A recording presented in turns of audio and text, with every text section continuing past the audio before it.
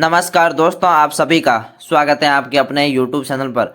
आज हम आपके सामने हाजिर हुए एक नई वीडियो के साथ। आज का वीडियो बहुत इंपॉर्टेंट है। आज हम बात करेंगे राजस्थान बोर्ड परीक्षा 2024।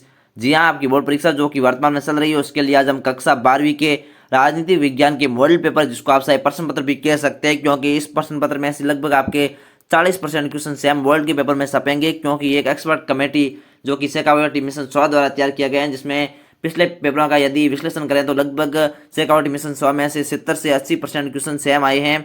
तो इसमें लगभग आपके इस प्रश्न पत्र में से लगभग आपके 40% क्वेश्चन बोर्ड के पेपर में देखने को मिलेंगे। तो आप वीडियो के लास्ट तक जरूर बने रहिए। इसके साथ इस पूरे प्रश्न पत्र का हल आज की इस वीडियो में करवाया जाएगा। तो आपने हमारे चैनल की सदस्यता नहीं ली है तो चैनल की सदस्यता ले लीजिए और बेल आइकन प्रेस कीजिए, ताकि आने वाली वीडियो की हर नोटिफिकेशन सबसे पहले आप तक पहुंच सकें। तो आइए हम आज का वीडियो स्टार्ट करते हैं। यहाँ पर आप देख सकते हैं विषय राजनीति विज्ञान है, कक्षा 12 है, पूर्णांक 80 नंबर का होने वाला है। समय आपको 3 घंटे 15 मिनट से 3 घंटे का टाइम मिलेगा। इसके बाद है प्रश्न संख्या 1 से 1 में है, जो कि 1 से लेकर 15 तक कुल प्रश्न 15 प्रश्न है, जो कि प्रत्येक प्रश्न 1 अंक का होने वाला है, यानी कि 15 नंबर के आपके वस्तुनिष्ठ यानी कि अभिसुद्ध वाले सवाल आने वाले हैं। तो इन सभी सवालों का आप आराम से देख सकते हैं। पहला सवाल है, शॉक थेरेपी का तात्पर्य है आघात पहुंचाकर उपचार करना, व्यापारिक गठबंधन करना, पूंजीवादी व्यवस्था को अपनाना, संपदा का निजीकरण। तो शॉक थेरेपी का तात्पर्य है वो है आघात पहुंचाकर उपचार करना, जिसमें आपके ऑप्शन अ राइट होगा। अगला है कि मास्ट्रिक्ट संधि पर हस्ताक्षर कब हुए थे? फरवरी 1993 को, फरवरी 1992 को, जुलाई 1992 को या जून 1992 को। तो मास्ट्रिक्ट संधि पर हस्ताक्षर हुए थे वो फरवरी 1992 को हुआ था, जिसमें आपके ऑप्शन ब राइट होगा।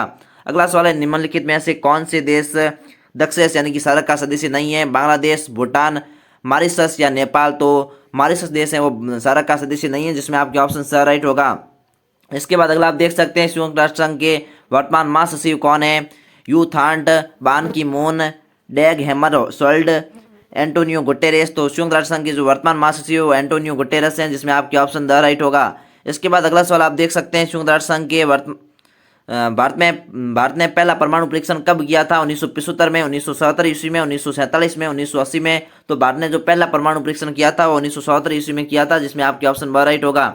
अगला है कि भारत ने पेरिस जलवायु समझौते का अनुमोदन कब किया था? 2002 में, 2015 में, 2014 में, 2016 में।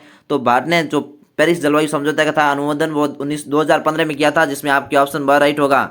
अगला कि मैकडोनाल्डीकरण वैश्वीकरण के किस प्रभाव का संकेत देता है? वैज्ञानिक प्रभाव, आर्थिक प्रभाव, सांस्कृतिक प्रभाव या राजनीतिक प्रभाव। तो इसमें आपकी सांस्कृतिक प्रभाव राइट होगा, जो कि ऑप्शन स है।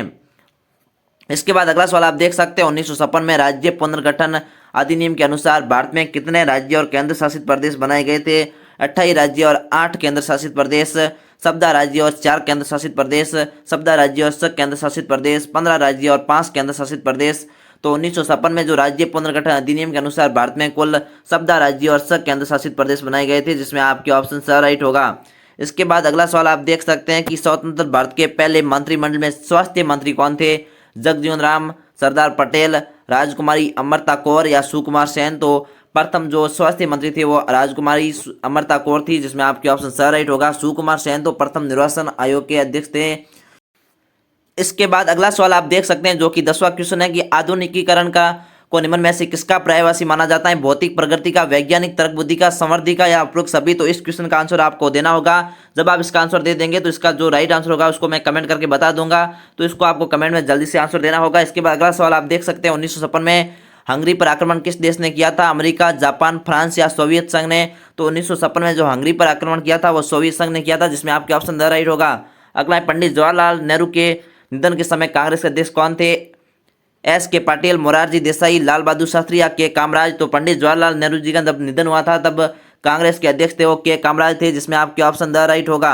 इसके बाद अगला सवाल आप देख सकते हैं, पाकिस्तान में वर्ष 1988 में लोकतांत्रिक सरकार किसके नेतृत्व में कायम हुई थी? मोहम्मद जिन्ना के, बेनजीर भुट्टो के, नवाज शरीफ के या सैयद गिलानी के नेतृत्व में। तो पाकिस्तान में जो 1988 में लोकतांत्रिक सरकार में जो भारी मतों से विजय हुई थी वो बेनजीर भुट्टो हुए थे, जिसमें आपके ऑप्शन ब राइट होगा। इसके बाद अगला है कि मानवाधिकार को कितनी कोटियों में रखा गया है? 2, 4, 5 या 3। तो मानवाधिकार को 3 कोटियों में रखा गया है, जिसमें आपके ऑप्शन द राइट होगा। इसके बाद अगला सवाल आप देख सकते हैं कि स्थलीय हिम का 90% हिस्सा और धरती पर मौजूद स्वच्छ जल का 70% हिस्सा कहाँ मौजूद है? अफ्रीका, फिलीपींस, अंटार्कटिका या लैटिन अमेरिका, तो अंटार्कटिका पर मौजूद है, जिसमें आपके ऑप्शन सा राइट होगा। इसके बाद अगला सवाल आप देख सकते हैं, प्रश्न संख्या 2 में आपको कुल 7 रिक्तान पूछी गई है, जो सभी एक एक नंबर की रिक्तान होने वाली है। यहाँ पर आप देख सकते हैं, पहला सिलोन का नाम श्रीलंका बदलकर कब कर दिया था, तो सिलोन का नाम श्रीलंका किया था 1972 में, और लंका से बदलकर श्रीलंका 1978 में किया था। इसके बाद अगला सवाल आप देख सकते हैं कि नेपाल में राजतंत्र को खत्म करने के बाद नेपाल को लोकतांत्रिक गणराज्य कब बना था, तो नेपाल था लोकतांत्रिक गणराज्य 2008 में बना था, जिसमें आप 2008 लिख देंगे। इसके बाद अगला सवाल है कि भारत ने सन में पहला परमाणु परीक्षण किया था, कब किया था, तो 1977 में किया था। इसके बाद अगला है कि भारत में ऊर्जा संरक्षण अधिनियम कब पारित हुआ था, तो भारत में ऊर्जा संरक्षण अधिनियम है वो 2001 में पारित हुआ था, जिसमें इसमें आप 2001 लिख सकते हैं। इसके बाद अगला है कि भारतीय सांख्यिकी संस्थान के संस्थापक कौन है, तो इसमें आपके पीसी महालनोबिस आएगा। इसके बाद अगला सवाल है, जय जवान जय किसान का नारा दिया है, इसी मेरे स्थान में आपके जय जवान जय किसान नारा किसने दिया, इसको आपको लिखना होगा। तो जय जवान जय किसान का नारा है वो लाल बहादुर शास्त्री ने दिया। इसके बाद है, प्रधानमंत्री के पदनाम को बदलकर मुख्यमंत्री करने के बाद जम्मू कश्मीर के पहले प्रधानमंत्री कौन बने थे, इसका आंसर आपको किताब में से ढूंढ कर लिखना होगा, क्योंकि यहाँ पर मैंने जहाँ पर किया है 2-3 आंसर आए हैं, जो आपकी किताब में लिखा है उसको यहाँ पर आपको लिखना होगा। इसके बाद अगला सवाल आप देख सकते हैं कि प्रश्न संख्या 3 से लेकर 12 तक कुल 10 प्रश्न है, प्रत्येक प्रश्न आपके 1 नंबर का होने वाला है। तो यहाँ पर आप देख सकते हैं, पहला है कि बर्लिन की दीवार किसका प्रतीक थी, तो बर्लिन की दीवार थी वो शीत युद्ध का प्रतीक थी, इसमें आपकी शीत युद्ध आएगा। इसके बाद है कि दक्षिण एशिया क्षेत्र की विशेषता आपको बतानी होगी, तो दक्षिण एशिया की विशेषता है कि सद्भाव है, यहाँ पर शत्रुता नहीं है, आशा और निराशा है, पारस्परिक संख्याएं विश्वास साथ साथ बसते हैं। इसके साथ ही इस क्षेत्र में कौन से देश आते हैं, तो भारत है, पाकिस्तान है, बांग्लादेश है, नेपाल है, भूटान है, मालदीव है और श्रीलंका। इन देश श्रीलंका आदि देशों को इंगित करने के लिए ही दक्षिण एशिया शब्द का प्रयोग किया जाता है। इसके बाद अगला है कि जैविक हथियार संधि BWC कब और कितने देशों ने इस संधि पर हस्ताक्षर किए थे, तो जैविक हथियार संधि है BWC उस पर 1972 में सबसे पहले हुई थी, और इस पर अब तक 183 देशों ने हस्ताक्षर कर दिए थे, लेकिन जब ये हुई थी संधि तब उसमें 22 देशों ने हस्ताक्षर किए थे।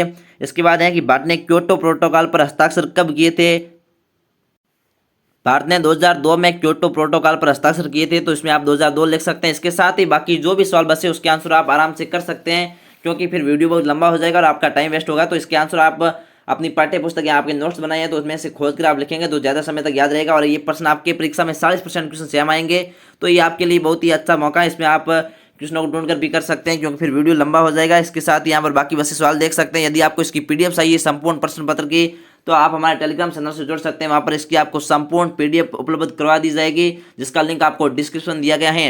इसके बाद आपके खंड ब है, जिसमें प्रश्न संख्या 4 से लेकर 15 तक कुल 12 प्रश्न है, प्रत्येक प्रश्न आपके 2 अंक का होने वाला है।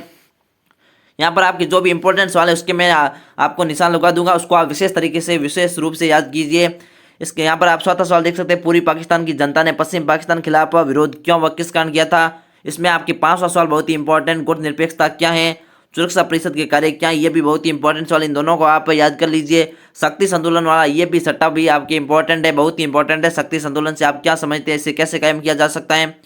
आनंदपुर शाही प्रस्ताव क्या था, क्षेत्रीय संगठनों के बनाने के उद्देश्य, इसको भी आप याद कीजिए। नवा क्वेश्चन है, क्षेत्रीय संगठनों को बनाने के उद्देश्य, जो मैं आपको इंपॉर्टेंट लगाता हूँ इनमें से आपके 100% क्वेश्चन आएंगे, तो इसको आप विशेष तौर से याद कीजिए।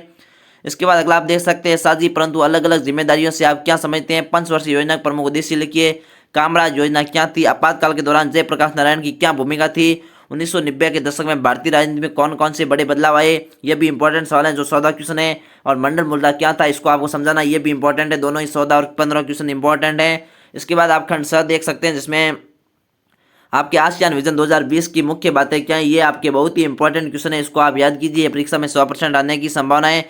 इसके साथ ही संयुक्त राष्ट्र संघ के अमेरिकी प्रभुत्व के कारण क्या है, अथवा विश्व शांति में सुरक्षा परिषद की भूमिका स्पष्ट कीजिए। तो ये सुरक्षा परिषद वाला एक क्वेश्चन आपके इंपॉर्टेंट है, ये आ सकता है परीक्षा में। इसके बाद है, भारत में लोकतंत्र स्थापित करने की चुनौतियों को समझाइए, ये भी इंपॉर्टेंट है, इसको भी आप याद कीजिए। भारत में स्वतंत्र प्राप्ति से पूर्व राजनीतिक दलों की टिप्पणी पर टिप्पणी लिखनी होगी। नक्सलवादी आंदोलन पर टिप्पणी लिखिए, अथवा प्रतिबंध न्यायपालिका से आप क्या समझते हैं।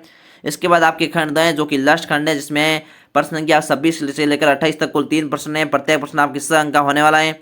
यहाँ पर आप 20वां सवाल देख सकते हैं, सोवियत संघ के विघटन के लिए उत्तरदायी कारकों का उल्लेख कीजिए, अथवा सोवियत संघ के विघटन के भारत पर क्या प्रभाव पड़े उल्लेख कीजिए। ये दोनों ही क्वेश्चन इंपॉर्टेंट, दोनों को आप याद कीजिए। इसके साथ ही वैश्वीकरण के सांस्कृतिक प्रभाव, ये बहुत ही इंपॉर्टेंट है। 100% आपके क्वेश्चन में प्रश्न पत्र में आने की संभावना, यानी कि पेपर में आएगा, तो इसको आप याद कीजिए। इसके अथवा में वैश्वीकरण एक बहुआयामी धारणा, इस कथन की विवेचना कीजिए।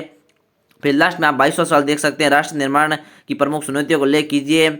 आज़ादी के समय देश के पूर्वी और पश्चिमी इलाकों में राष्ट्र निर्माण की चुनौतियों के लिहाज में मुख्य अंतर क्या थे, या भारत स्वतंत्रता के बाद भारत के एकीकरण को समझाइए। एकीकरण वाला सवाल आप याद कर सकते हैं, ये भी बहुत ही इंपॉर्टेंट सवाल है। इसके साथ ही आज का वीडियो कंप्लीट होता है। कोई भी डाउट हो तो उसको आप कमेंट करके हमें बता सकते हैं, हम उसको हल करने का प्रयास करेंगे।